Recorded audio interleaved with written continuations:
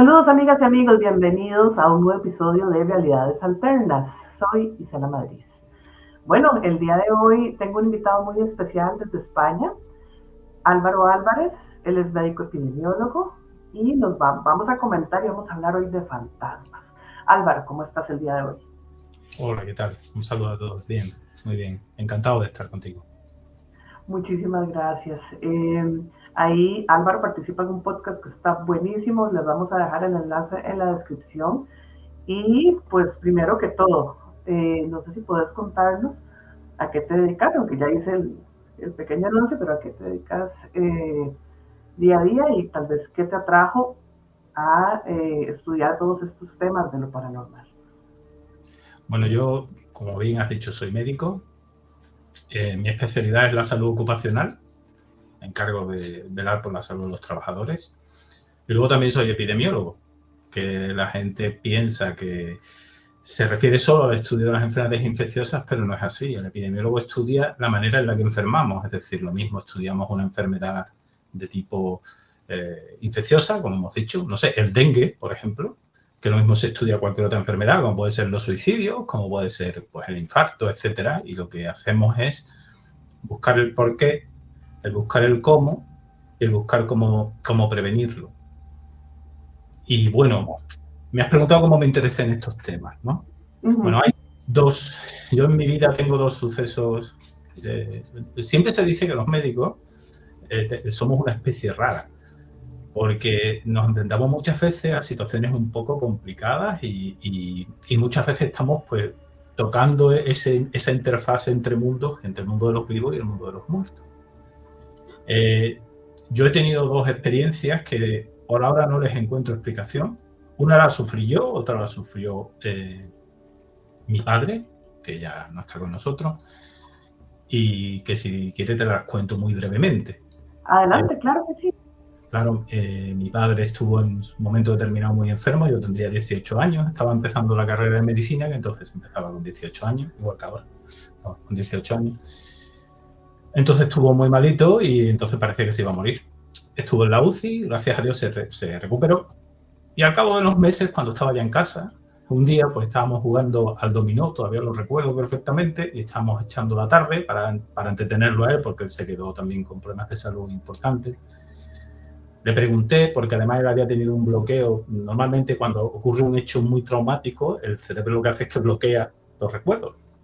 Entonces yo le pregunté, oye, papá, ¿tú te acuerdas de algo? Y él me dijo, mira, yo no me acuerdo de nada. Yo lo único que me acuerdo es que no sé por qué me mandaste a Barcelona. Y yo, ¿cómo que no? No lo entiendo. Entonces me contó que cuando él estaba muy malito, lo metieron en un tren por un túnel muy negro.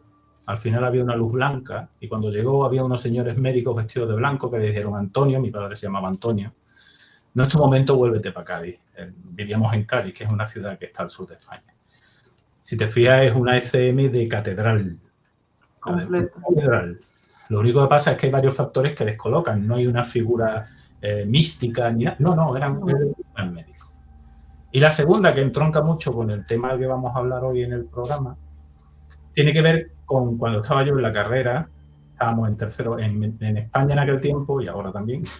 La carrera son 6 años. Hacemos 6 años de carrera y luego tenemos la especialidad, que son otros 4 años más. Bueno, pues cuando yo estaba a la mitad de la carrera, justo en el paso del Ecuador, que se le llama, teníamos que hacer una serie de mudanzas porque el hospital clásico donde estábamos trabajando se cerraba y abrían un hospital nuevo a unos 20 kilómetros de distancia en otra ciudad, además que se llama Puerto Real. El hospital estaba en Cádiz y nos íbamos a Puerto Real. Entonces, como éramos estudiantes y cuando un estudiante le ofrece la posibilidad de sacar buenas notas sin estudiar, pues evidentemente la agarra. Claro. Nos ofrecieron la posibilidad de sacar una buena nota si ayudábamos en la mudanza. El último día que se cierra el hospital estábamos nosotros moviendo cajas por un túnel que comunicaba 2 edificios, ¿de acuerdo? Del hospital. Era las 9 de la noche, me acuerdo, era tarde. Y nosotros íbamos del hospital, que ya estaba vacío, llevando las últimas cajas hacia el otro edificio. Era un policlínico que se llama, es donde se hacen las consultas externas del hospital. Y curiosamente vimos de frente, porque digo vimos porque íbamos 2 personas, vimos de frente a un médico. Y tanto mi compañero como yo dijimos, ¿qué hace un médico a las 9 de la noche yendo hacia el Mora, el hospital de Mora? Se llama así, hospital de Mora. Sí, a las 9 de la noche un hospital que está cerrado, que ya no tiene enfermos ni nada. Nos cruzamos con ese médico y total, que eso quedó en el olvido. Al cabo de los 3 años, estoy dando la versión corta, al cabo de los 3 años estábamos en sexto de medicina, el que entonces era el profesor que nos había dicho si me hacéis la mudanza saqué buena nota, llegó a decano y nos quería que fuéramos al decanato, que tenía que hablar una cosa con nosotros, pero otra vez éramos nosotros dos. Y la sorpresa fue cuando vimos en la puerta del decanato están los cuadros de los decanos anteriores de la facultad. Y vimos al señor que habíamos visto, que había sido el decano, hablando que esto pasó en el año 99 aproximadamente, no, perdón, 89, ya soy mayor. Y el señor que vimos era el decano que había sido de la Facultad de Medicina de Cádiz en el año 32. ¡Wow! Y lo vimos como te estoy viendo a ti. Esos son los aspectos que me llevaron a esto. ¿Y no supiste si alguien más lo vio en algún momento? Mi otro compañero. Bueno, pero aparte de ese, de cuando ustedes dos... Nadie más. De hecho, es una cosa que es curioso porque cuando contamos...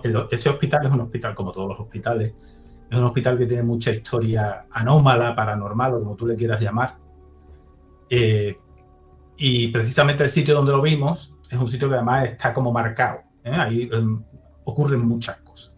Y entonces, bueno, pues es una sorpresa que otros compañeros han visto otras cosas, han visto pues, una famosa monja, que se le llama, y yo, pues, mi amigo Juan, que era el que estaba conmigo y yo, pues tuvimos la suerte de ver un decano. Algo impresionante. Y es que los hospitales, aquí el hospital más antiguo, si todavía está funcionando, se llama el Hospital San Juan de Dios.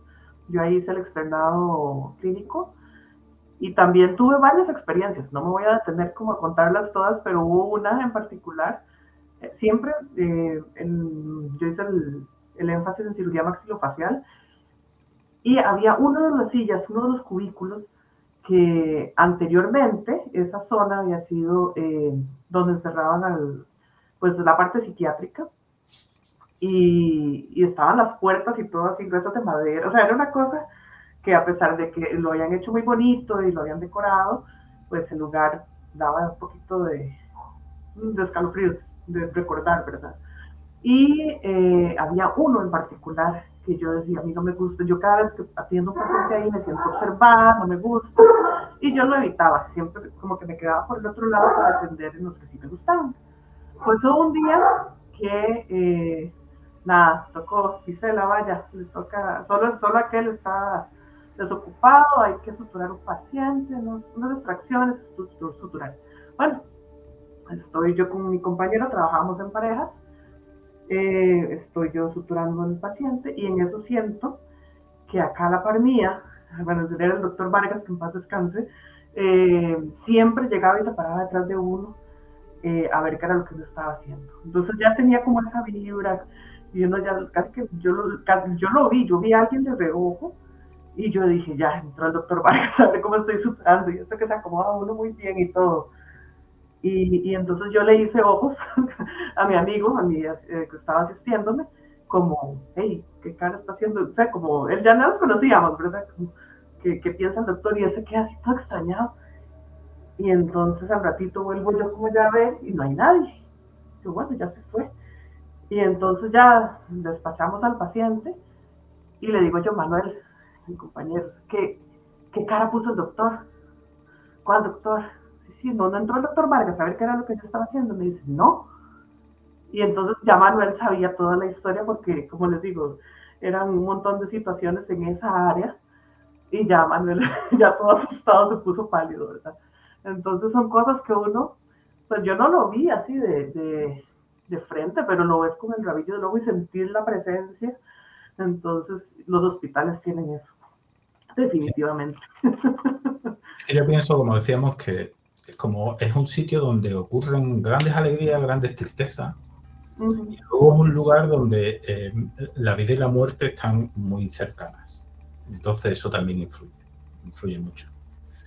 ¿Por qué? Pues porque las circunstancias y los sucesos que son muy, muy llamativos para ciertas personas, a la larga, pienso que pueden generar la posibilidad de que o bien puede ser que quede un resto de esa energía, ya sea buena o mala, aunque normalmente queda más mala que buena, si lo podemos decir así.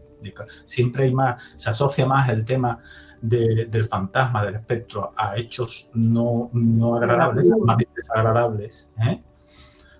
O bien incluso yo pienso que quizá lo que generen sean como una especie, como si imaginamos que hay un lago, y la realidad es ese lago, esa superficie del lago que es suave, es tersa. Pienso que a veces lo que genera es una marejada, una onda, una ola grande que otra persona en otra punta del lago puede llegar al ver. Y eso es lo que está bien. Entonces, claro, esa es la sensación o la idea que tengo yo de por qué ocurren ciertas cosas.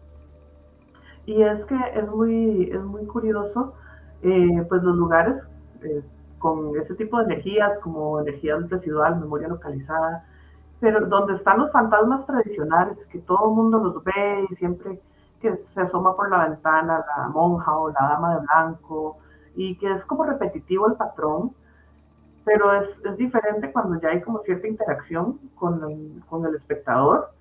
En estos dos casos que acabamos, tanto el tuyo de ver al doctor, ustedes dos, como el mío, de percibir, casi que ver de reojo una silueta a la par mía, eso no es como algo residual, me parece, es algo como que está interactuando. No sé si llamarlo inteligente, hay algunos inteligentes. Yo creo que sí, porque de hecho una de las cosas que nos ocurrió, bueno, de que lo que más nos marcó, por decirlo así, era primero que habíamos visto a una persona que además sabíamos que era algo raro porque nosotros nuestras batas eran largas, esta persona llevaba una bata corta, que realmente era como si fuera un americano, una chaqueta pequeña. Llevaba un chaleco que en aquel tiempo en España, a finales de los 90, eso no era normal llevarlo, y sobre todo llevaba un reloj de bolsillo, que eso ya es muy raro.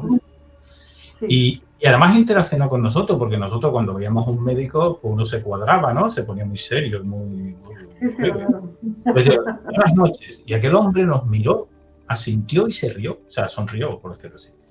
Entonces, claro, con nosotros hubo una interacción. Ya sabes que, y yo supongo que todos tus oyentes también lo sabrán, la famosa diferencia que hay entre lo que dicen que es un espectro y lo que dicen que es un fantasma. O sea, mientras que el espectro hace una acción independientemente del espectador y la repite continuamente, el fantasma sí tiene la capacidad de interaccionar con el testigo, con el que lo está viendo. Entonces, claro, quizá el primer grupo sí pertenezca a ese grupo de impregnaciones que dice la gente, porque no tiene un comportamiento que podríamos llamar inteligente, no tiene una relación con el testigo. Sin embargo, hay otros fantasmas, espíritus, inteligencias, no sabemos lo que son realmente, que parecen interaccionar con el testigo. Y digo parecen porque, claro, tampoco tenemos la seguridad por ahora de que interaccionen realmente con el testigo.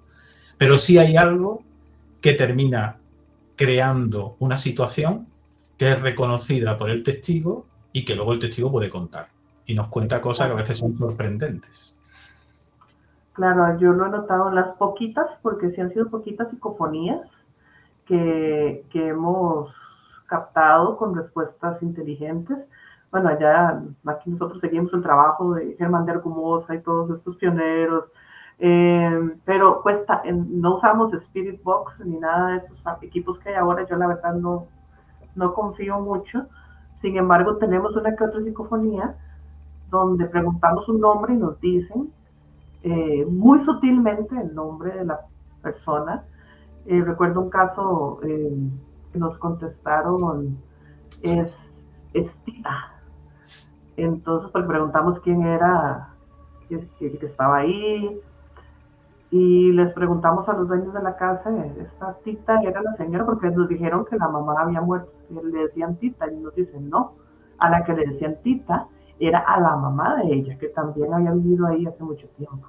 Entonces yo sé que para ellos fue muy impactante y no quisieron continuar con la investigación por decir, es que no podemos pensar que mi bisabuela esté aquí penando, ¿verdad? En la casa. Y nosotros dijimos, no necesariamente es que sea eso, pero a fin de cuentas, como decís, no tenemos con exactitud saber si pueden viajar de allá para acá, de donde sea que estén, cómo se comunican, etcétera.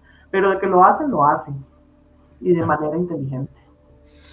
De hecho, una de las cosas de la psicofonía, inclusiones psicofónicas, porque hay gente que no le gusta el término psicofonía porque entra dentro de lo que supuestamente dicen que como teoría puede ser que el propio investigador sea el que está generando el fenómeno. Entonces hay una de las cosas más curiosas que con respecto a la psicofonía, para poder desmontar esa crítica que hacen o esa posible explicación, es el hecho de que algunas psicofonías, por lo menos dentro del campo de compañeros con los que yo trabajo también, no solo se dan a la vez que uno pregunta, sino que se dan anteriormente a la pregunta. Es decir, contestan antes de que se haga la pregunta. Con lo cual, digamos que la temporalidad donde están esos generadores de psicofonía, esas entidades, tienen un tiempo un poco diferente, un concepto un poco diferente del tiempo, que también en teoría sería lo lógico si asumimos que esas voces están o pertenecen a personas que ya están fallecidas, es decir, ya están fuera del río del tiempo, por decirlo así. Exacto, un lugar atemporal y pues le causa a uno mucho, a mí me emociona mucho ponerme a investigar todos estos temas, por eso es que me apasiona tanto. Pero entonces, volviendo a los fantasmas, podemos ir conversando de los casos que nos traes para hoy. Sí. Entonces, empecemos por ahí. Muy bien. Yo realmente traigo 3 casos, realmente son 2, pero empezamos con la historia sobre los fantasmas, porque la primera vez que aparece registrado de manera escrita un fantasma es con los escritos de Atenodoro, el fantasma de Atenodoro, es un fantasma en la antigua Grecia. Aparece en una carta, una serie de cartas que le escribe Atenodoro a un amigo suyo. Y una de las cartas es espectacular porque dice que él se había quedado en una casa que ya tenía fama de estar, digamos, embrujada, porque ocurrían cosas en la casa. Y de hecho él coge la casa porque es muy barata. Dice, coño, es que es muy barato vivir aquí, pues yo me quedo aquí. Entonces se le aparece un fantasma. Y este fantasma además tiene varias cosas, que además luego va a ser algo común en todos. Primero aparece lleno de cadenas.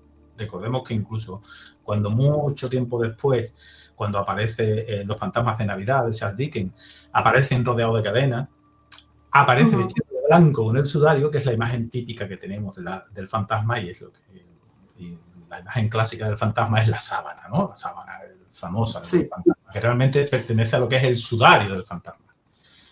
Y luego, sobre todo, aparece lo que realmente nos lleva a los casos que vamos a intentar explicar. Y es el motivo por el que el fantasma se pone en contacto con el vivo, por decirlo así.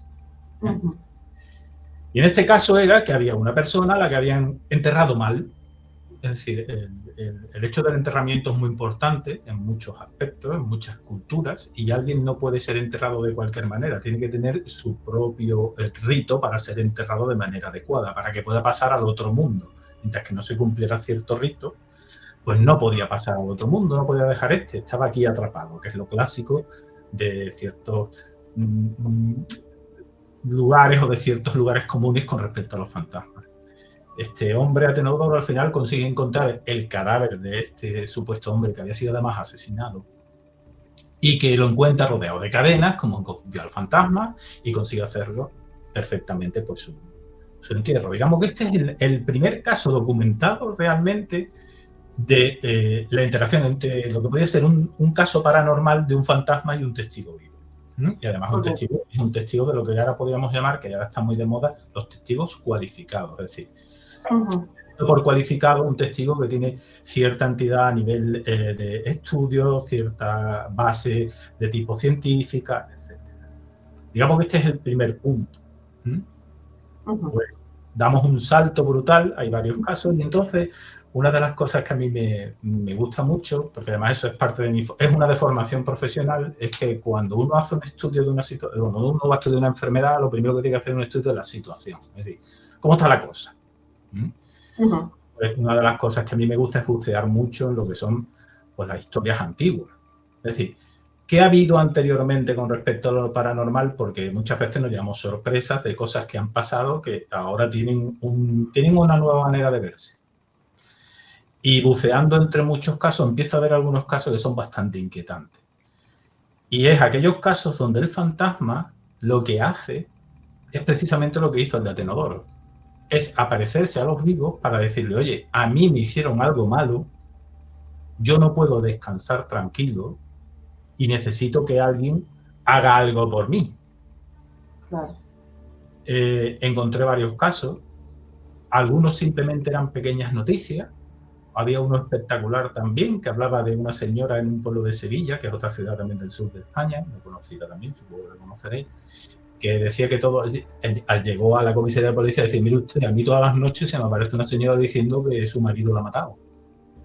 Y esto no, yo no puedo seguir así, tiene usted que hacer algo. Efectivamente el marido la había matado. Pero quizás uno de los casos más espectaculares es uno que acontece en Galicia, que es al norte de España, en un programa de radio, donde está una persona que dice que tiene capacidades sensitivas, están haciendo pues lo clásico, una especie de interacción, y resulta que a partir de esa intervención, de esa pequeña sesión, aparece un espíritu, en este caso, que le dice que esa persona, que ese espíritu ha sido asesinado. Esto se hace en directo, además, está en la radio. Y la radio lo graba. Entonces, claro, la gente dice, bueno, esto es crear un poco de morbo, esto es lo típico de la radio, no queremos hacer lo típico, ¿no? Esto es... Sí, pero está llamando, subiendo el rating. El caso, curiosamente, es que, bueno, este espíritu lo que dice es que lo han matado. El espíritu femenino dice que lo han matado y que lo han matado en tal sitio, en la zona, y que lo han llevado a Galicia y allí lo han enterrado. Al principio no le hacen caso, no le hacen mucho caso, pero bueno, esta chica que era la vidente, ¿vale? Que se llama Mercedes López Martínez, pues dice, mira, esto tenemos que investigarlo porque esto es muy raro. Y resulta que sí, realmente sí. Realmente, al final llegaron a la conclusión, no a la conclusión, sino llegaron a la verdad. Existía una señora que se llamaba Rosalía González Tamaría, que era una señora portuguesa, a la que habían matado en Portugal y la habían llevado hasta Galicia y la habían enterrado. Entonces, claro, aquí ya, si antes estábamos hablando de lo que eran espectros, de que si había un poco de impregnación, etcétera, aquí eso ya no nos cuadra. Aquí esa parte no puede existir. ¿Por qué?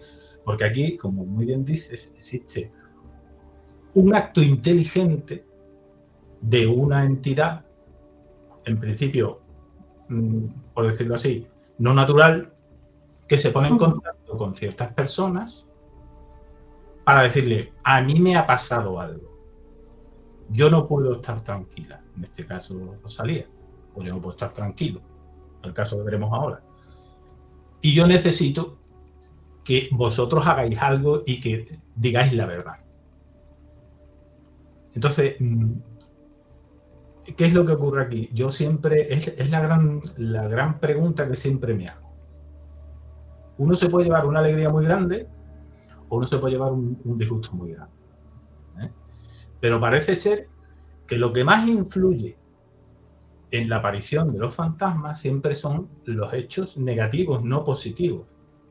Es muy raro que describamos un fantasma que se aparezca con una sonrisa.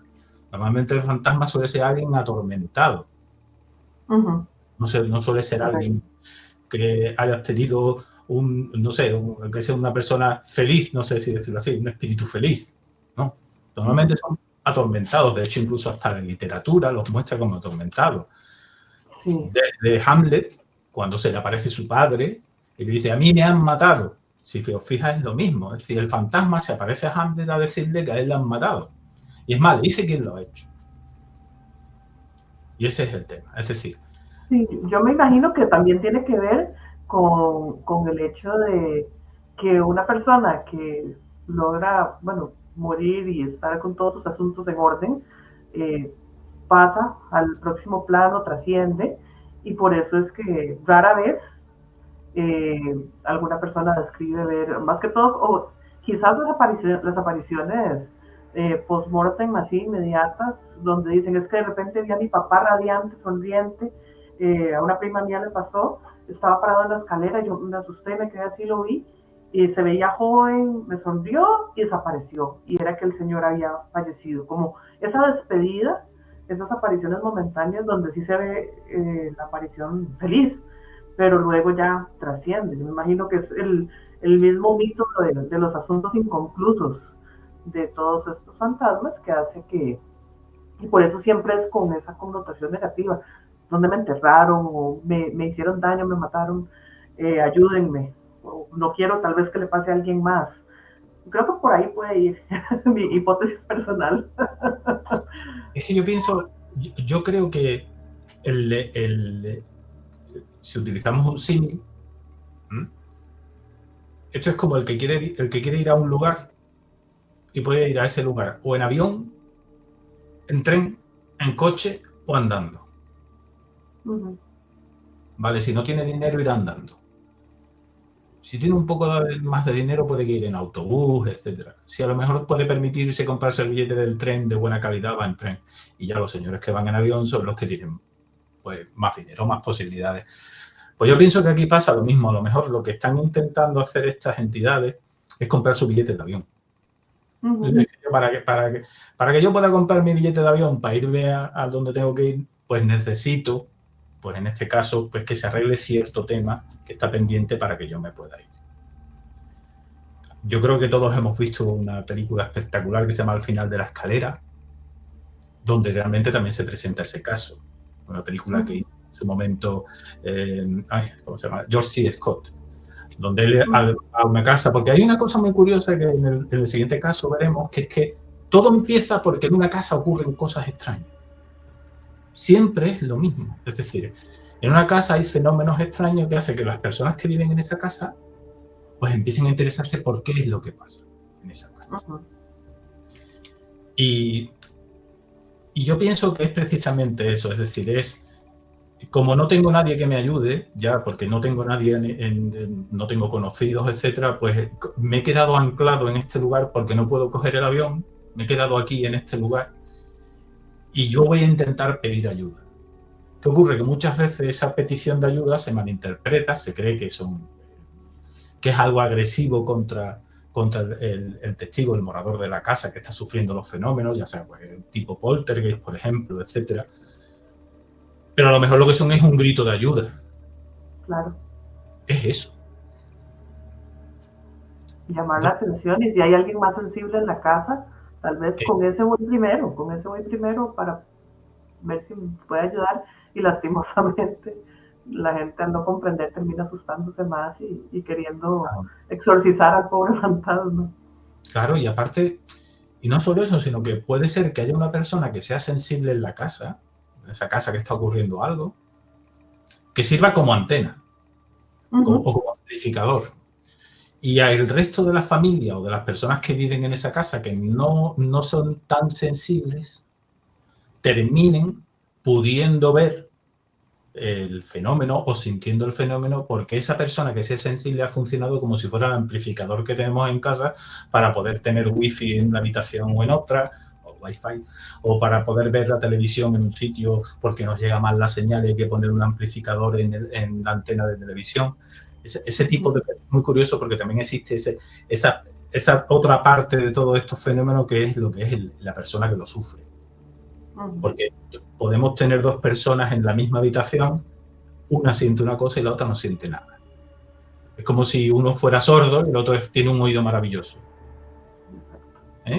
Pero es que incluso al cabo del tiempo, esa persona que era sorda termina pudiendo escuchar la música. Y eso es algo que también tiene también su misterio, tiene también su punto paranormal. Entonces, claro, ¿qué ocurre aquí? ¿Qué ocurre con estos casos? ¿Qué ocurre realmente con lo que podemos denominar la entidad fantasmagórica? Es decir, ¿por qué pide ayuda?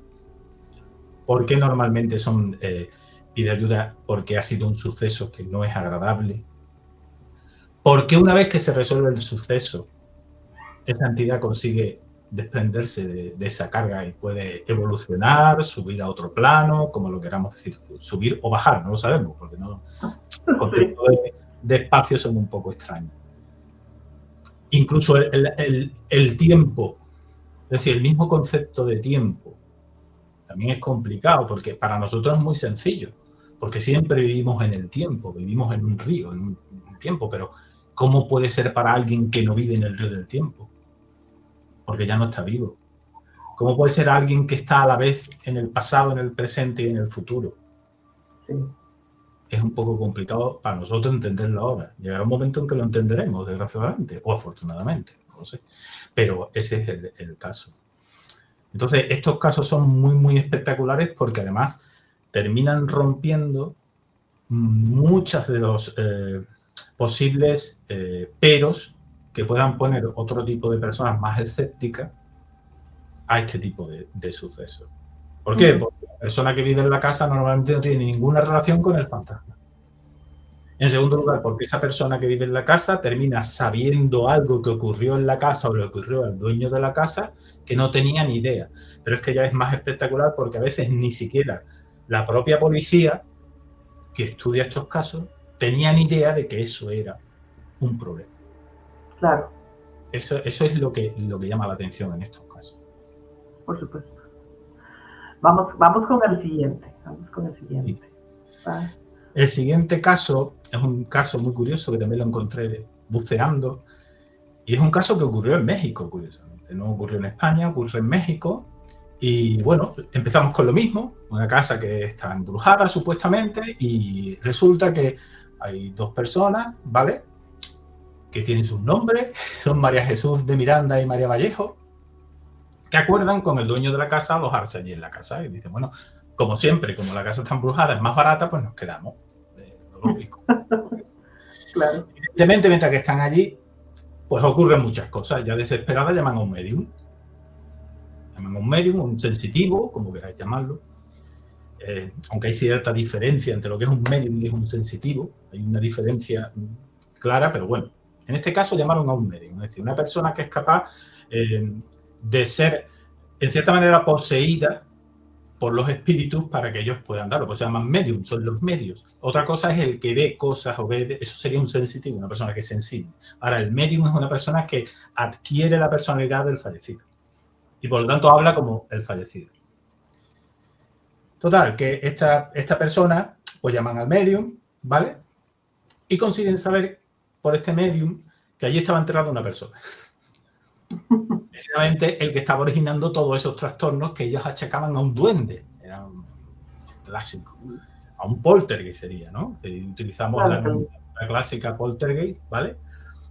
Aunque claro, aquí siempre tenemos el problema de que es un poltergeist en cultura anglosajona, que es un poltergeist en cultura mediterránea, mientras que en la cultura anglosajona es un duende burlón, en la cultura más mediterránea, más de nuestra zona, el poltergeist está provocado por una persona que va a generar ciertos efectos, ¿vale? Bueno, el caso es que este medium consigue hablar o consigue vehiculizar, por decirlo así, a esta persona que sería Salgado, perdón, que le dice que lo asesinó un tal Francisco Gasca, que además era corruptor, de la hermana de su mujer. Claro, con todo eso van a ver a la policía. Normal, a mí me dicen esto, yo me voy a ver a la policía. Y resulta que este policía, en este caso, es don Eduardo Sánchez de Armas, se llamaba el policía. Es decir, esto lo que tenemos son los nombres de cada uno de las personas que tienen en este caso. Empiezan a investigar y la sorpresa tremenda, es que al final, efectivamente, el policía descubre que mataron a Ciriaco Salgado y que lo mató Francisco Gasca, pero que las dos cómplices eran las dos mujeres que habían decidido quedarse en la casa. Sí. Como que es el giro final de la historia. Es decir, es un poco de justicia poética, por si lo podemos decir. Es decir, y volvemos a lo mismo. Tenemos un fantasma que lo que quieren es que se acabe su asesinato, se pone en contacto, curiosamente, con las instigadoras, porque, por decirlo así, Ciriaco, que era el asesinado, no sabía que estas dos personas eran las asesinadas, y se lo dice. ese es el giro brutal, es que estas dos señoras, para intentar evitarse la culpa, pues lo que hacen es echarle la culpa al otro, a Fernando Gascar, cuando al final también ellas estaban incluidas dentro del sistema. Es una historia espectacular. No se esperaban eso, no se esperaban eso. Así que estos son más o menos los casos que yo traía para que lo vierais. Son casos curiosos. Son muy curiosos y bueno, cuando estuvimos conversando y yo leí pues lo que me habías enviado y todo, me recordé de un caso muy interesante y resuena con todo esto. Este caso ocurrió en Estados Unidos en 1673. No sé si has escuchado el caso de Rebecca Cornell. No me suena. Rebecca Cornell, una señora mayor, vivía con su hijo. Ella tenía varios hijos, pero pues, vivía con uno, ya el esposo había fallecido. Sí, ella le había heredado todo a su hijo, ya como que había puesto todo a nombre de él. Sí. Y ella estaba planeando irse a vivir con el otro hijo porque estaba teniendo diferencias con Thomas, que era el hijo que vivía con ella. Y pues estaban como en eso, no muy bien tal vez la relación madre-hijo, pero bueno. Resulta que este hijo Thomas sale, la señora se queda en la casa, él no había querido pagarle una cuidadora, ni una sirvienta, ni nada. Pues entonces, cuando él vuelve de hacer sus mandados, diligencias, se encuentra a alguien en uno de los aposentos de la casa donde estaba la chimenea, se encuentra a alguien tirado, parcialmente quemado, como que se había tropezado y se golpeó y cayó en la chimenea y se quemó. Entonces él primero pensó que era uno de los, porque sí tenían como algunos empleados, que era, dijo, uy, alguno de los indios, ¿verdad? Fue, seguro estaba borracho y no sé, tuvo el accidente y cuando se acerca dice, uy, no, es mi mamá. Entonces llaman pues, a la policía y todo el cuento si la señora había muerto. Y pues parecía un accidente. Ella se había tropezado seguramente y se golpeó y cayó y se quemó. Muy trágico. Esta señora tenía un hermano que se llamaba John, y unos días después de esto, John se sueña con su hermana y le dice, en el sueño ella le dice, soy yo tu hermana, mira cómo me he quemado. Entonces este tal John tomó ese mensaje como que si ella le estuviera diciendo me quemaron o me mataron. Y fue a la policía a decir que Thomas la había matado a ella. Entonces, pues como este señor John era también un testigo muy creíble, de muy alta de la sociedad y muy respetable, la policía reabre el caso y entonces tomaron la palabra de John para arrestar a Thomas, al hijo. Y para no cansarlos con la historia, este es el único caso que yo sepa registrado donde el supuesto testimonio de un fantasma sirvió, porque al hijo lo condenaron sin pruebas, con solo esto que dijeron, y lo ahorcaron. Entonces, sí es un caso que resuena mucho, tiene mucha fama, por lo mismo, porque al final lo que esta señora, pues quizás era otro tipo de mensaje, lo que le estaba dando al hermano era como, uy, miren, me quemé, no sé, no necesariamente que había sido el hijo. Ahora, hay varios investigadores ya recientemente que han ido a ese lugar y dicen que según evidencias, esto es hipotético, bueno, es lo que ellos dicen, pero no me consta, que de psicofonías y cosas, parece que, o sea, en realidad sí fue un accidente. O sea, al pobre Thomas lo acusaron injustamente. Claro, justamente, claro. Sí, pero entonces de ahí entra el debate y mucho que se ha visto a través de la historia, sobre todo como en Estados Unidos, de ese deseo porque estas cosas paranormales también tengan una influencia en casos de crímenes, como el caso de Amityville, o como, no, es que por culpa de los espíritus yo hice tal cosa, o le disparé a tal persona. Entonces, pues sí, está en el registro que una vez por lo menos sí hubo una convicción y, y declararon a alguien culpable a causa del testimonio de un fantasma. Hombre, hay Entonces, un caso muy famoso que además dio origen a una película que se llama The Haunting in Connecticut, el exorcismo. Donde precisamente es algo muy parecido. Es una familia que alquila una casa porque su hijo mayor tiene un problema de salud muy grave, tiene un linfoma.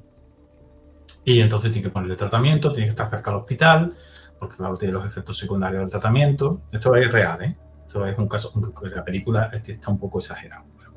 El chico pues, está en la casa, ven, pasa como siempre, eran todas las casas muy caras, en una casa que estaba muy barata.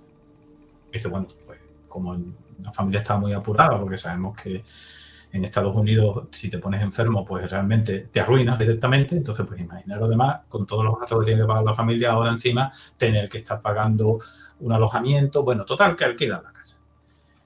Y este chico también se ha dicho siempre que otra cosa, hablando de las personas que son sensibles a este tipo de fenómenos, hay una escena de la película que es muy, muy espectacular, que es cuando le dice a uno de los protagonistas, le dice al que hace del crío, le dice que, perdón, a la madre, le dice que cuando una persona está en la parte final o expuesto a un gran riesgo, las fronteras que dividen el mundo de los vivos y de los muertos se borran.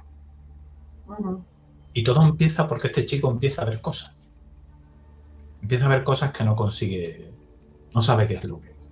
En la película él está en un sótano, porque él decide irse al sótano, y el sótano tiene una puerta cerrada. El caso más espectacular, bueno, que realmente fue así, es que no voy a destripar la película por si alguien la quiere ver, pero el caso lo que sí se descubre ahí es que ahí había se hacían sesiones espiritistas, y para potenciar el efecto espiritista, lo que se hacía era robar cadáveres y meterlos en las paredes de la casa. Entonces la película la recomiendo, es espectacular. Eso sí, es una película no apta para personas muy sensibles, pero que realmente ilustra lo que estamos diciendo. O sea, siempre hay un patrón que se repite, y si un patrón se repite, significa que hay algo que es cierto. Y tenemos una casa o un lugar donde ocurre algo extraño, alguien llega a ese lugar, en ese lugar se le manifiesta esa entidad, además se manifiesta de manera inteligente demandándole algo, y una vez que termina, esa persona tiene la misión, porque mientras que no haga eso, la entidad va a seguir diciendo, es como molestándolo, si queremos decir así, y una vez que termina, esa entidad consigue desligarse y, si queremos decir evolucionar, evoluciona, va a otro plano, etcétera. Ese patrón que siempre se va repitiendo de manera continua, cuando lo que decimos, si algo se repite de manera continua, normalmente es que tiene una base verídica, hay algo de verdad. Independientemente que luego se compruebe que efectivamente ocurrió esto, sí, pero ¿cómo se llega a esa conclusión? Esos pasos de casa que ocurre algo, testigo de esa casa que ve ese fantasma y le comenta el fantasma, o se pone en contacto con él y le dice lo que sea, y luego la fase de resolución final, ese patrón que siempre se repite, eso es lo que realmente nos llama la atención. Por lo menos a mí me la llama. Sí, claro, no, correcto. Y sí es importante, porque también los que me conocen o ya escuchan los programas saben que me inclino mucho por descartar, o sea, este tipo de fenómenos no es tan común como, digamos, el 95% de los casos tienen explicación racional, pero tampoco tenemos que olvidar esta posibilidad de que haya de verdad algo o alguien que necesite nuestra ayuda. Yo cuando hago sesiones de psicofonías así, siempre pregunto, ¿necesita algo? Pues no, la mayoría de las veces no me contestan nada, no hay respuesta, pero no olvidar que también, al fin y al cabo, si están ahí, eran personas, son personas, son claro. La Y conciencia, además, los que son. hay otra cosa muy curiosa también, y es que el patrón se repite independientemente de culturas, independientemente de idiomas, independientemente de estratos socioeconómicos, siempre ocurre lo mismo. Estos casos lo mismo los podemos encontrar pues en España, los podemos encontrar en México, los podemos encontrar donde se quiera. Incluso han dado lugar a obras de literatura, como hemos dicho. Por ejemplo, el caso de que hemos hablado de Hamlet. Hamlet se le aparece al principio el fantasma del padre. Pero es que hay, por ejemplo, si vamos a cuentos de Navidad, realmente es un fantasma advirtiendo a Ebenezer Scrooge que tenga cuidado porque por el camino que va la cosa no va bien. Va bien. Exactamente, porque está sufriendo. En este caso sería un poco... No es que el fantasma le esté pidiendo a Ebenezer Scrooge que haga algo para que lo libere. El fantasma le está advirtiendo. Es decir, lo curioso en estos casos, y es lo que a veces cuesta más trabajo para todos, tanto investigadores como personas que están interesadas en el tema, como la gente que lee, etcétera, es poder quitar las capas de todo lo que lo envuelve y llegar a lo que es el núcleo real, lo que realmente es lo que está ocasionando estos casos, porque son espectaculares en el sentido de que es que a veces se llegan a resolver crímenes que ni siquiera se sabía que eran crímenes, porque a lo mejor nadie había caído, nadie había reparado en ese tema. Es lo curioso. Y es lo que realmente nos llama la atención con respecto, a diferencia de otras historias de fantasmas, donde el fantasma puede ser más, con un sentido más peyorativo, más negativo, o casi, como hemos dicho, es un invitado de piedra, nunca mejor dicho, porque el fantasma se pasea por donde sea y se va, pero no hace nada, no interacciona con nadie. Está en su sitio, pasa y se va. Pero aquí no, aquí el fantasma primero interacciona con el medio físico, crea una casa encantada, que sería una casa con duendes, una casa con duendes. Luego termina interactuando con testigos y luego además la acción del testigo tiene una consecuencia en ese mundo espiritual. ¿Por qué? Porque ese fantasma termina liberándose. Sí. Que también nos lleva a pensar mucho, en el sentido de que lo que hacemos en este mundo también tiene eco en el otro. Y eso es muy importante. Voy a comentar algo, no es precisamente como que se resolviera un crimen en esto que les voy a contar, pero sí es otro de los casos que a mí me marcó, casos propios, ¿verdad? Del grupo Hades, en este caso, que era el grupo con que yo estuve de toda la vida, hasta finales del 2024. En una investigación había de todo. Habían movimiento de objetos, había personas que sentían presencias, estaban muy cómodos en general. Nosotros fuimos un viernes a investigar y pues hubo cosas, hubo manifestaciones de olor, que es algo que, pues si bien uno sabe que se puede dar, nunca me había pasado. Un compañero y yo lo percibimos, un olor fétido de una persona, como cuando dejan a alguien sin cuidarlo 15 días en cama, una cosa así. Sí sucedieron cosas en esa investigación. En ese lugar estaban haciendo unas remodelaciones, una expansión, tenían un patio muy grande, estaban haciendo pues unas construcciones y eso fue viernes. Entonces vinimos un poco muy motivados, muy emocionados con el caso. A un compañero, bueno, pobrecito, como que le punzaron el cuello bastante fuerte, hubo mucha cosa. Y el domingo de esa semana nos llama el dueño que habían encontrado un cuerpo enterrado en el jardín. Entonces salió en las noticias y salió en todo lado. Pobrecitos, ellos querían toda la discreción y luego más bien por este otro asunto salió publicado. Y luego como que se calmaron las cosas. Entonces, la visita nuestra a investigar, pues no es que iba a ser una gran diferencia, porque tarde o temprano iban a encontrar en la remodelación lo que encontraron. Pero sí fue interesante que después de que sacaron el cuerpo, todo como que se calmó. Entonces lo dejo ahí como un caso personal y que sí nos impactó mucho a todos. Ya las siguientes visitas sí fue diferente el ambiente. Tiene muchas curiosidades. Hay una historia sobre Carl Jung el padre de lo que sería casi el simbolismo psicológico, discípulo de Freud, y además muy relacionado con temas de tipo paranormal, porque además era el famoso, él acuñó el término del inconsciente colectivo, etc. Y él es muy curioso porque él tenía que escribir un libro.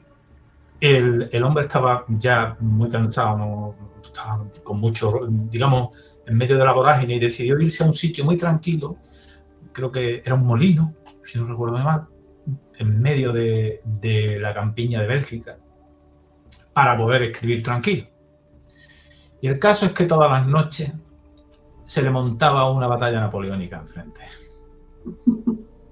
con todos los soldados de Napoleón, y aquel hombre ya estaba harto. Él decía, mira, yo tengo que saber qué puñetas está pasando, hasta que al final incluso llegó a que los fantasmas de los soldados de Napoleón se le metían dentro de la casa y le pedían que hiciera algo. Aquel hombre por fin pudo descubrir dentro de las tierras que estaban rodeando al molino el cadáver de un soldado de Napoleón. Entonces lo que hizo fue darle cristiana sepultura. Una vez que le da cristiana sepultura, desaparecieron las batallas napoleónicas. Es decir, es una cosa muy curiosa porque, como hemos dicho, tiene que haber una especie de rito, no sabemos si ancestral, realmente pienso que sí, que es ancestral, para que el alma de la persona, si queremos llamarle alma, si queremos llamarle espíritu, si queremos llamarle conciencia, como le queramos llamar, trascienda y vaya a otro lugar, no sabemos a dónde, o a otro espacio, o a otro tiempo, o a otro apartado del universo, no lo sabemos. Y ese rito debe de darse, porque si no se da, esa persona no puede trascender. Y eso es muy importante. Yo pienso que la clave de todo lo que es el fenómeno del fantasma del fallecido, porque también tenemos fantasma de los vivos, que eso es otra historia, pero el fantasma del fallecido necesita ese rito de paso. Y como bien decías al principio, existen otros tipos de fantasmas que son aquellos que se aparecen a los familiares cuando, digamos, las apariciones en el lecho de muerte, cuando ya se está muriendo y aparece en todo su esplendor. Pero ese fantasma, su misión es despedirse de la gente que lo quiere. Eso es otro tipo. Pero este fantasma que queda sin ese rito de paso, sin ese billete de avión que decíamos antes, sin comprarse ese billete de avión, ese necesita comprarse el billete de avión, si no, no puede irse. Sí. Ese es el trámite. También, no sé si será un trámite burocrático espiritual, pero entonces, claro. Esperemos que no muy burocrático. Esperemos que los burócratas sean alemanes, que son muy expeditos. Pero claro, como decimos, este mundo es apasionante porque abre una serie de preguntas, porque, por ejemplo, en el caso que yo viví personalmente, era como si esa persona siguiera teniendo que hacer cierta misión en el hospital. Y hay también ese carácter del fantasma que tiene una misión en la Tierra que no puede dejar de hacer. Eso es muy relevante y muy importante. Por ejemplo, bueno, aquí hay una leyenda, pero es casi un culto, diría yo. Se llama el culto al doctor Moreno Cañas, justamente del hospital que te comenté, que yo estuve también en San Juan de Dios. Que, bueno, era súper querido y todavía se le aparece a las personas y les deja agua y se han tomado, ellos, digamos, le piden a Moreno Cañas que los cure y dejan un vasito de agua y él viene en la noche y se lo toman y se cura. Entonces, eso es otro tema que un día me encantaría que abordáramos, porque inclusive yo, a manera personal, tuve una experiencia que no me explico hasta la fecha en relación a este tipo de cura a través de un proceso espírita con un grupo muy famoso de Brasil, y me llama mucho la atención esos médicos, esos espíritus de médicos que trabajan supuestamente con ellos, y que yo casi creo que sí, porque si no, no entiendo qué pasó, o sea, sigo sin entender. Y podríamos hacer un programa tal vez hablar de eso, porque yo, estando en las ciencias médicas, siempre te voy a decir, vaya al doctor, vaya al especialista, vayan a hacer exámenes, vaya todo. No te voy a mandar a donde alguien que vaya a hacerte una curación espiritual, ni a hacer este ritual, ni a hacer el otro, porque no. Pero de ese escepticismo tan cerrado que a veces tenemos, sí, cuando nos pasan cosas o vivimos cosas, y nos dicen, sí, es que tal, el doctor Moreno Cañas fue que te curó, o tal doctor, a través de los espíritas, o inclusive tengo amigos en Brasil que estudian las ceremonias de Umbanda con médicos y con espíritus que sanan, y uno dice, wow. Y está el testimonio, y están las mediciones, y están los exámenes pre y post, entonces uno dice, wow, o sea, ¿qué está pasando aquí? Ese tema nos quedaría genial para otro día. Además es curioso por eso, porque, como bien dices, es lo que decíamos antes de cuando hablamos del medium, ¿no? Que vehiculizan la cirugía, en la medicina psíquica. De hecho, Brasil tiene incluso hasta clínicas de ese tipo de medicina. O sea, tiene clínicas, además creo que incluso lo tienen reconocido oficialmente, ¿eh? O sea, que no estamos hablando de algo que sea, no sé cómo decirlo, no oficial, estamos hablando ya de algo oficial. Entonces, aquí la gran pregunta que siempre nos hacemos todos, que yo creo que es la pregunta que ha perseguido al hombre durante toda su historia, es ¿qué pasa cuando nos morimos? Esa es la pregunta. Y claro, como siempre nos queda el deseo de seguir haciendo lo que estamos haciendo, sobre todo si disfrutamos con ello, porque yo no creo que haya muchos fantasmas de peón de albañil y de mineros que quieran seguir estando en la mina, pero eso sí, cuando ahí tiene alguien una profesión que más que una profesión es una vocación, en ese momento ahí sí creo que es como si no quisieran dejar de hacer esa función. Entonces, claro, es que estamos pensando siempre que el fenómeno es uno. O sea, el fantasma solo es uno. Se origina solo por esto. Solamente tiene esta explicación. No, es que puede ser, es como la fiebre. Hablando yo que pertenezco al ámbito médico. Uno puede tener fiebre o tiene una infección, puede tener fiebre porque tiene estropeado el hipotálamo, puede tener fiebre porque tiene el déficit de una enzima que es precisamente la que regula la temperatura, pero el síntoma o el signo en este caso que da siempre es fiebre. Y yo pienso que es lo mismo, estamos ante un fenómeno que es el fenómeno del fantasma, pero que a lo mejor tiene muchas causas y que a lo mejor una no tiene nada que ver con la otra, absolutamente nada. Y puede que sea eso. Ni la causa, ni la motivación. Exactamente, exactamente. Desde el fantasma que, como hemos visto, lo que quiere es que le ayuden porque ha tenido un suceso desagradable, hasta el fantasma que lo que quiere es seguir haciendo lo que estaba haciendo, o el fantasma que, bueno, es clásico el fantasma que no sabe que está muerto. Es clásico el fantasma que no sabe que está muerto. De hecho, hay una frase muy famosa que dice que de cada 5 personas que te cruzas con la calle, una es un fantasma, pero tú no lo sabes. Porque son realmente como otros. No se diferencian en nada. Ya la aplicación o el porqué, todo lo que envuelve ya no al fantasma en sí, sino el por qué lo ve quien lo ve. ¿Por qué lo ven unas personas y otras no? ¿Por qué decide el fantasma, por ejemplo, los famosos amigos imaginarios de los niños?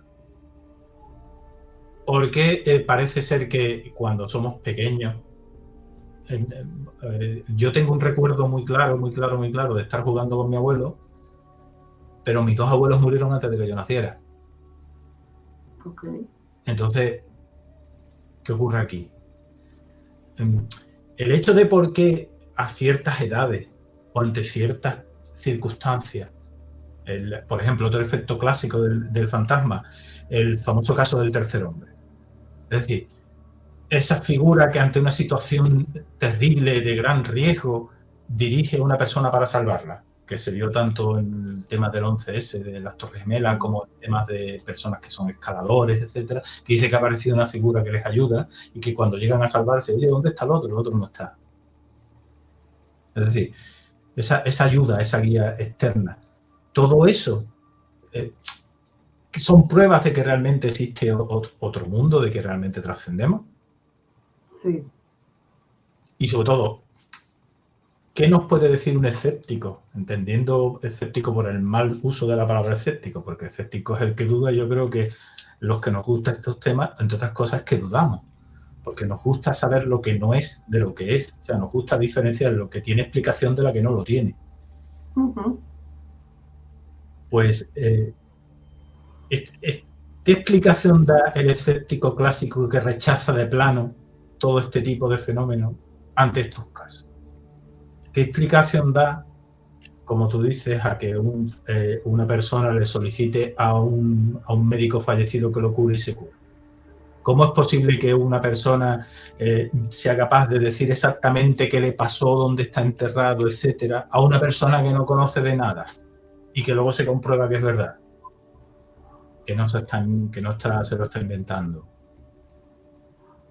¿Qué explicación podemos darle de tipo científica, si queremos utilizar la palabra científica en ese sentido? O natural. Ya, explíqueme usted esto cómo es. ¿Cómo es posible que una persona... acabo de recordar un caso muy famoso que ocurrió en Canarias, en las islas del sur de España, donde en este caso también era una persona que asesinaba a otra en tierra y el fantasma del que había enterrado se le aparecía y llegó hasta tenerlo tan agobiado al asesino que el asesino terminó entregándose a la policía. O sea, ¿cómo se explica eso? ¿Cómo lo explicamos? Claro. Y claro, ahí está el tema. Este es lo que se puede esgrimir, porque podemos alegar a aquellos que dicen que no, que uno se muere y se acabó, que no hay nada más. O sea, que al materialismo, por decirlo así, al espíritu materialista. Sí. Yo creo que hasta que no les pase algo, hasta que no vivan alguna de estas experiencias, van a quedarse con esa opinión y está bien.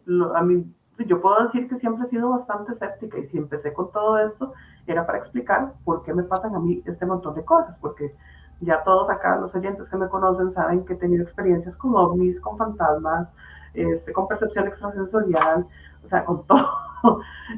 Casi que tengo una experiencia para cada tema que hablamos y pues por eso es que estudio esto precisamente. Y de paso va adquiriendo uno nuevas experiencias, entonces pues creo que soy un poco más creyente ahora que hace algunos años, por lo que he vivido. Hay una parte también que has comentado, que es muy interesante hablando de tu caso, que has traído, y es precisamente el hecho de la interacción entre el mundo del onírico, el mundo de los sueños, y los fallecidos. Porque yo creo que todos alguna vez hemos soñado con un familiar fallecido. Todos. Y sobre todo es más espectacular cuando ese familiar que ha fallecido nos dice algo que podemos recordar. Otra cosa es que nos acordemos de los sueños, que no siempre ocurre. Pero clásicamente la manera en la que se comunicaba ese mundo espiritual con el mundo, no sé decirlo real, porque realmente lo otro también existe, sino con el mundo natural, era a través de los sueños. Entonces, ¿qué necesitamos? O sea, ¿por qué tiene que ser el sueño? De hecho, clásicamente yo precisamente, en la zona donde yo vivo, que es en Cádiz, es una ciudad muy antigua de aquí, porque la fundaron los fenicios, es una ciudad un poco extraña. Y aquí había un templo de una cosa que era una manera de curación por el sueño. Se traía a los enfermos, se les hacía dormir, y en el sueño, supuestamente, se le aparecía Asclepio, y les decía cuál era su mal y cómo resolverlo. Entonces, claro, el mundo onírico, ese camino donde, como hemos dicho antes, que decía en la frase de la película, donde se rompen los límites, donde se rompen las fronteras entre lo espiritual y lo natural, que me niego a decir real, porque pienso que los dos mundos existen. Esa frontera se rompe. Entonces somos capaces de poder pasar de una a otra. Y otro de los aspectos, otro de las situaciones en las que ocurre esa rotura del límite es precisamente en el mundo onírico. ¿Por qué? Correcto. Porque es algo atemporal también, porque podemos tener un sueño. Yo creo que eso nos ha pasado a todos, ¿no? Te despiertas 5 minutos antes de que suene el despertador por la mañana y dices tú, bueno, voy a seguir en la cama, que estoy calentito, estoy a gusto. Y en ese momento, en esos 5 minutos, tienes un sueño espectacular que dura horas en el sueño. Uh-huh. Y te suena el despertador y han pasado 5 minutos. Pero en tu sueño han pasado horas. Claro. Sí, me ha pasado. ¿Qué ha pasado ahí? Y es en esos sueños, en ese momento, en el que se produce, no sé si sería como un nuevo tipo de fantasma. Sería como el fantasma onírico. Es decir, el fantasma que viene a visitarte en el momento del sueño, como le pasó al caso que tú has comentado. Uh-huh. Ese fantasma aparece. Es más, yo creo que en ese momento el sueño, o sea, la calidad del sueño, todos cuando soñamos tenemos una calidad del sueño. El sueño tiene una especie como de color, de sonido, pero cuando existen esos sueños, que también ya estaríamos entrando en el tipo en la frontera con los sueños de precognición, los sueños de tipo... la calidad del sueño cambia. El sueño tiene otro cariz, tiene otro color. No sé si se vuelve más real o cambia con respecto a lo que venía soñando antes. Digamos que esa capacidad que tenemos, que yo pienso que tenemos todos, de poder conectar con ese mundo espiritual en el sueño, en el momento del sueño, cuando nuestros sentidos están anulados, cuando no funciona nuestro oído, ni nuestra vista, ni nuestro tacto, porque no funciona, están cortados, no pasan de una zona que hay en el tallo de encefálico que se llama la sustancia reticular activadora ascendente. Pues ahí es donde se corta para que podamos dormir. Y parece ser que nuestros sentidos internos se abren a otro mundo. Uh-huh. Entonces somos capaces de detectar lo que no somos normalmente capaces de detectar. Claro. Y puede que ciertas personas, a nivel no onírico, sino a nivel de vigilia, que se llama, sean capaces de hacer esa conexión. Y los hay que lo pueden hacer siempre, que serían pues los mediums, sensitivos, etcétera. Y los hay personas que en un momento determinado, como estas personas que estaban en las casas, que estaban sucediendo sucesos que estaban siendo provocadas por esos espíritus, terminan detectando estas peticiones de ayuda. Sí, correcto. Entonces,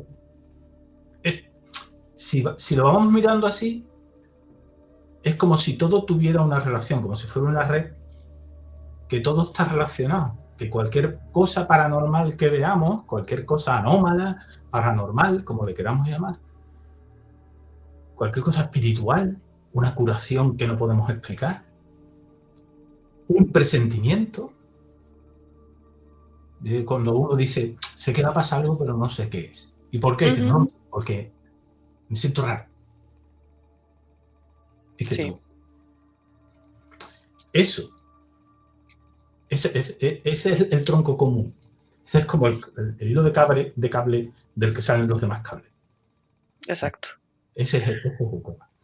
Uy, sí. Entonces, bueno, para ir cerrando el programa de hoy, tenemos 2 pendientes entonces, el de curaciones y el de sueños. Justamente ahora estoy llevando un curso de sueños y estoy fascinada porque yo siento que, pues en mi caso, era como el tema que yo tenía tal vez, que había estudiado menos.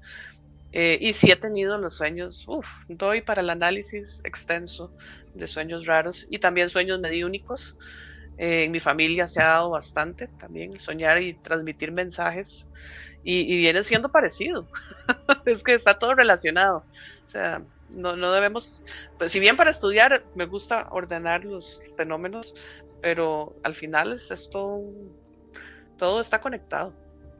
Sí. Entonces, Álvaro, muchísimas gracias. O sea, podemos quedarnos hablando horas, pero yo creo que me gusta mantener el orden en los programas. Entonces, quedan esos pendientes y muchísimas gracias, de verdad, disfruté mucho esta conversación y a todos ustedes en casa, muchas gracias por quedarse hasta el final. No olviden suscribirse, dar like y compartir. En la descripción les va a quedar información de todo esto que hablamos, y del podcast en el que participa Álvaro, que me encanta. ¿Nos repetís el nombre? Es Puerta a lo Desconocido, ¿verdad? Sí, Puerta a lo Desconocido. Por Puerta a lo Desconocido. Y no, pues espero de verdad que podamos grabar pronto y seguir conversando. Yo a tu disposición, a lo que necesites. Bueno, muchísimas gracias de nuevo y nos vemos en la próxima, gente. Chao. Hasta luego.